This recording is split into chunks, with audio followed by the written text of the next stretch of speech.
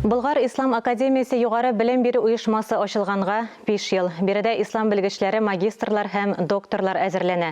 Быелгы кабул итү йомгакларына һәм яңа уку елына багышланган матбугат очрашуында бу хакта һәм гомумән академия эшчәнлеге турында тәфсилләбрәк сөйләнде. Быелдан башлап белгечлек программалары тулысынча әзерләнеп, 3 төрле юнәлеш ачылган. Беренчесе ислам нигезләре һәм хукукы, икенчесе ислам гакыйдәсе, өченчесе Коръән һәм хадислар белеме җыелмасы.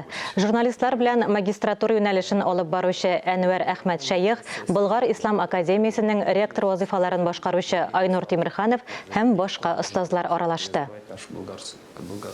Ошо кыска гана вакыт ичинде академиянын башакты кубатлы мадди техник базасы булдырылды. Академияда окуу-окутуу процесси жайга салынды, фәнни проектлар турмушка ашырыла, фәнни методик окуу-окутуу асбаплары нәшер ителә.